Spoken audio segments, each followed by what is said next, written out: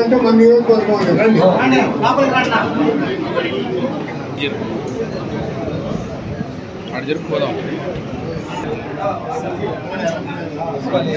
మాట్లాడే వాళ్ళు మాట్లాడడంతో బాగుంటుంది.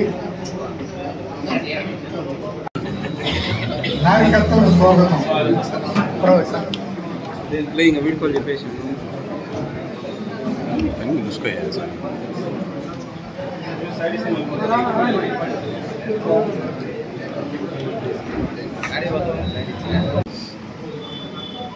మీకు తెలుసు 2019 ఎన్నికల్లో నేను పోటీ చేసి ఓడిపోయిన రోజు నుంచి రాజంపేటనే నమ్ముకొని కార్యకర్తలను కాపాడుకుంటూ తెలుగుదేశం జెండా పట్టుకోలేనటువంటి పరిస్థితుల్లో మళ్ళీ పట్టించి తిప్పించి పార్టీ బలోపేతానికి ఎంత కృషి చేశానో మా కార్యకర్తల కన్నా కూడా మీకే బాగా తెలుసు. ఎన్నో కారణాల వల్ల నాకు రావాల్సినటువంటి సీటును రాయచోటు వాళ్ళకి ఇచ్చినటువంటి విషయం మీకు తెలుసు. నన్ను కుప్పంలో బస్సులోకి పిలిచి నువ్వే అభ్యర్థివి 24 మార్చి రోజు పోయి నువ్వు పని చేసుకో గెలుచుకొని రా అని చంద్రబాబు నాయుడు గారు చెప్పినటువంటి విషయం నాకు చెప్తాను. మళ్ళీ మరుసటి రోజు వెళ్ళాను. ఏమిటో ఒక చిన్న కారణం ఉంది. 30 బేనిషా పనులు చూపించు మనోళ్ళకు అని చెప్పాడు. ఇప్పుడు మంగళవారం బుధవారం నాడు బేనిషా పనులు తెచ్చి చూపిస్తానని చెప్పాను. 30 మామిడి పనులు బేనిషా అన్సీజన్లో కూడా చూపించడం జరిగింది. అభ్యర్థి నువ్వే అన్నారు. శుక్రవారం నాటికి అభ్యర్థి మారిపోయినాడు. నేను వింజమూరికి వెళ్ళాను. ఆయన వస్తున్నారు శుక్రవారం. ఆ రోజు హెలికాప్టర్ చెడిపోయిందని వాడు చెప్తే ఇక్కడంతా కార్యకర్తలు చేయాలంటే రావడం జరిగింది.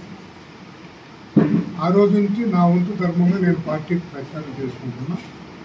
వేరే పార్టీలో వచ్చి మన పార్టీలో ఎవరు పనిచేయాలి. ఆ రోజు నుంచి స్టార్ట్ అయింది. తులసి వనం నుంచి గంజాయి వనం లేక ఆకులు ఇచ్చి రాలిపోతున్నాయి. మేము వద్దనటం లే, సతవే వచ్చి మన ఆకులు ఏమన్నా తినేస్తాయనే చిన్న అనుమానం ఉంటుంది. ఈ రాజకీయాలు కాబట్టి ఈ సహజమని మీరు కూడా అనుకుంటారు. నేను ఆ వాతావరణంలో రాజకీయాల్లోకి రాలా. ఏదేమైనప్పటికీ కూడా రేపు పార్టీ కార్యాలయం నుంచి రమ్మని చెప్పేసి పిలుపు వచ్చింది. నేను అన్ని మనసుకి మాట్లాడాలని మిమ్మల్ని అందరినీ పిలవటం జరిగింది. నాకు జరిగినటువంటి అన్యాయం గ్రామ స్థాయి, మండల స్థాయి, నియోజకవర్గ స్థాయి కార్యకర్తలకు జరగకూడదని చెప్పేసి చంద్రబాబు నాయుడు గారికి గట్టిగా చెప్తున్నామని చెప్పేసి ఇప్పటికైనా సరే మనసు మార్చుకొని నా సీటు నాకు ఇచ్చి నన్ను ఆదరించండి అని చెప్పి అడిగేదానికి నేను రేపు వాడిని కలుస్తున్నాను. కొందరు అన్నట్టు ఆయన వైసీపీ లేకపోతాడు, ఇండిపెండెంట్గా పోటీ చేస్తాడు, కాంగ్రెస్ పార్టీకి పోతాడు అనేసి ప్రచారాలు మటు బాగా జరిగినాయి. డబ్బులు సంచులు చేరిపోయినాయి, ఇంకొంచెం కొరవండాలి అని కొందరు ప్రచారం చేశారు. ఏదో నేను ఒక ఆయన వచ్చి అగౌరవంగా మాట్లాడినని కూడా కొందరు మాట్లాడినారు. ఆ వీడియో కూడా ఉన్నది. అవసరం అయితే నేను చూపిస్తా. ఎవరిని అగౌరవంగా మాట్లాడాల్సిన అవసరం లేదు. నేను రాజకీయాలు ఉన్నంత వరకు నీతివంతంగా ఉంటా. తప్పు చేసిన వాళ్ళను మందలిస్తా.